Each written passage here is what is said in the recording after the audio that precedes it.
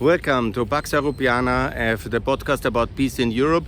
This time here from central Pristina. This is the main government building where the Prime Minister sits. Skanderbeg, obviously here, the great hero of all Albanians, the Christian defender of Europe in the 15th century. Here the monument. You see also a campaign going on for a monument of Adem Yashari, the first victim and the spiritual leader of the UCK. I will visit his birthplace and where the Serb gendarmerie killed his family today, actually, later today.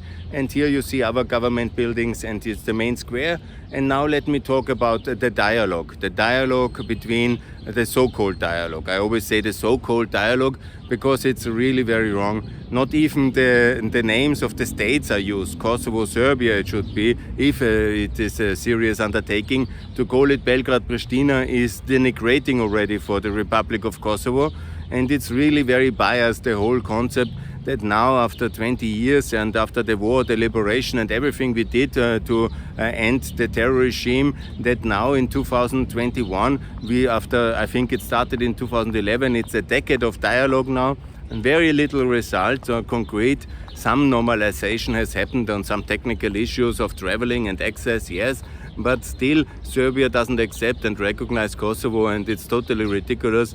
And that we, some Europeans, outrageously give this kind of condition, the success in the dialogue and towards recognition is completely biased then against Kosovo, because it means that Belgrade's consent is needed for our foreign policy, for our bilateral relations, and we have outsourced our Balkan politics to Belgrade, and that's so completely outrageous. I cannot even understand a little bit why anybody can call it a dialogue. Yeah?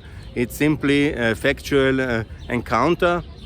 Of course, there is issues to talk in a historical truth and reconciliation commission that is needed about various assets and property issues and public companies, financial questions. That can be a bilateral reconciliation commission where also in a separate subcommission all the crimes of the Serbian state against their own citizens back then in 89 and 90, but also in the time of Rankovic and before and also afterwards in the 90s, in the terrible genocidal years of apartheid.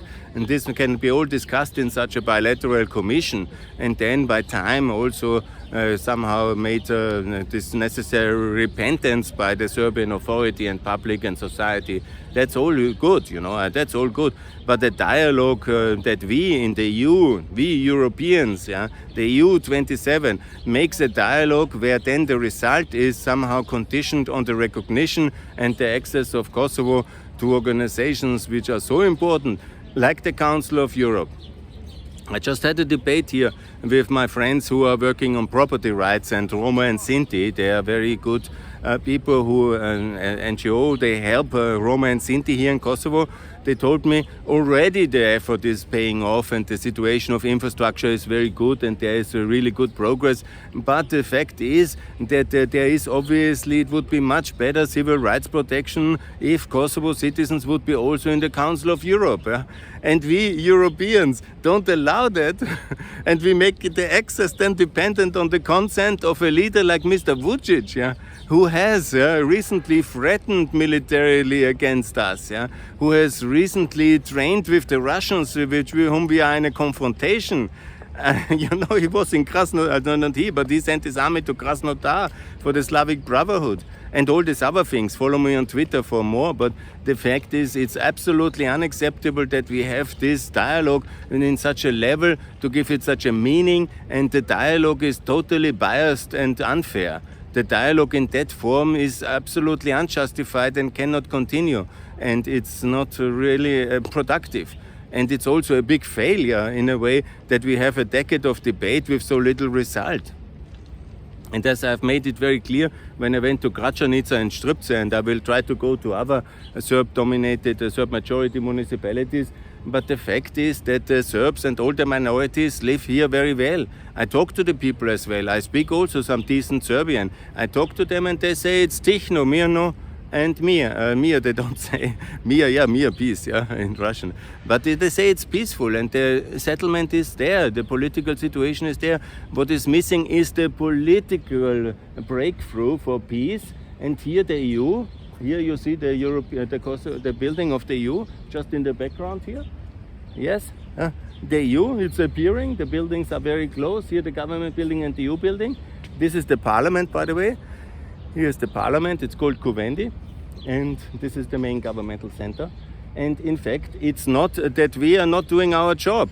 We are somehow outsourcing our foreign policy to Belgrade, led by a personality like Vucic, Alexander Vucic, who in 2014 I also welcomed him. I thought, give him a benefit of a doubt.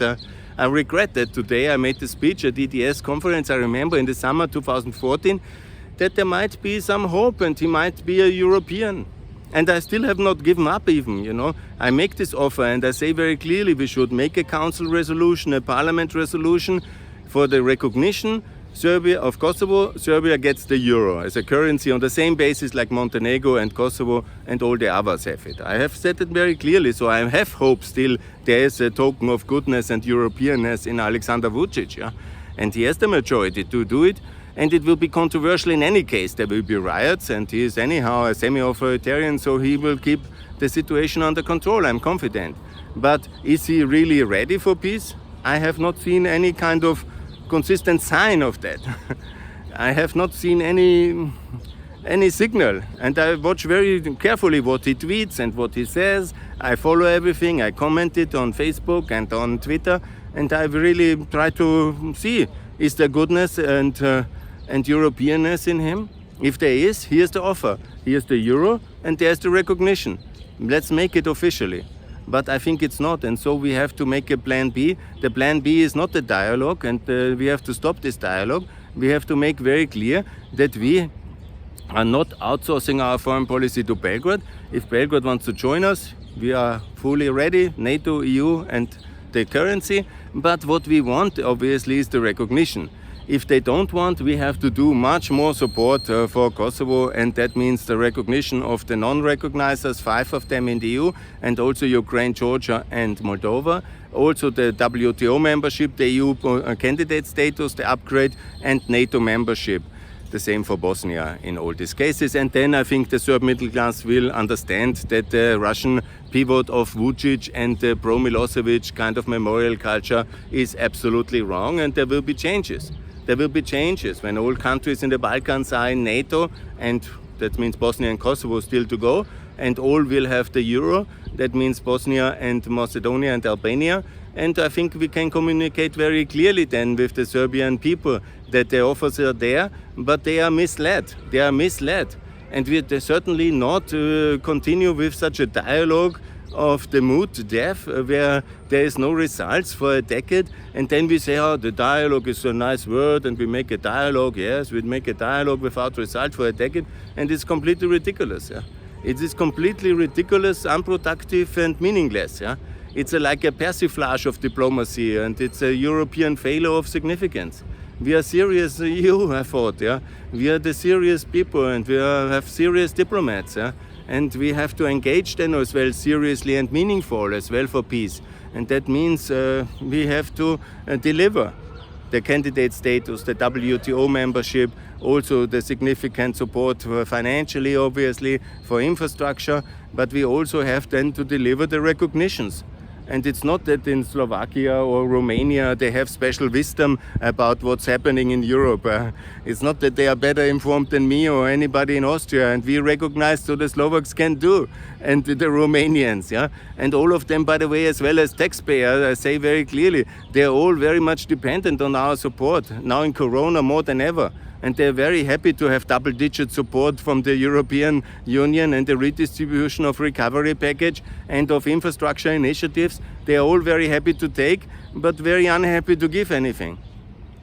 And you know, if you want to join Serbia or join Russia or China, and then you can always, everybody's feel free to leave the European Union if you want to be with Russia or China or with Serbia. It's all completely fine. We don't shed a tear. It's very sad. Your middle classes will anyhow come to us and live in Austria and Germany and in Netherlands if you have such decisions in mind. And if not, then consider your foreign policy to align it with the European Union and recognize Kosovo. And no matter what Vucic says or what kind of dialogue there is, because the illusion that there will be a dialogue for peace and we will have a result and they will have some harmony and the Serbs will understand that Kosovo is no longer theirs, yeah, and they will then certainly always talk nicely about the republic and be so friendly. This is a bit of an illusion. See how they treat the Albanians living in Serbia. The Serbian state treats the Albanians, and there's about the same number of Albanians living in Serbia proper. That means in Preševo or in the southern and other regions as well, also in Belgrade. They are not treated very nicely. When you see the progress of the minority rights in Macedonia, it's first-class European style. Here as well, the Serbs live, I have showed you in several videos now and I will show you more, they live in peace and harmony and with all the rights. The only problem is that they would have more rights, like all Kosovo people would have been much better if they would be also in the Council of Europe and in the WTO and in the EU, of course, and they will. But here comes obviously the point. We have to be a bit more courageous and clearer in our values and not just to appease the bully and to say yes to aggression, because that's ultimately the thing. They are strong, they are powerful in Serbia, they might be aggressive, so let's better be nice with them. And let's not provoke Mr. Vucic because he has some media power and he has some voters in Vienna. And so and that's basically the idea why we are so appeasing to his aggressive positions. Again, I call for Ukraine to recognize Kosovo. That's always my specific campaign. You know my videos already. And I'm calling as well for the dialogue to end and for Kosovo to be EU candidate country, join WTO, and we are basically starting to be seriously and recognizing fully all five and everybody in the ERB who is living from our money, from Ukraine to Georgia. They are now celebrating, want to be EU potential candidates as well. I'm very much supportive, but show that you are an ally.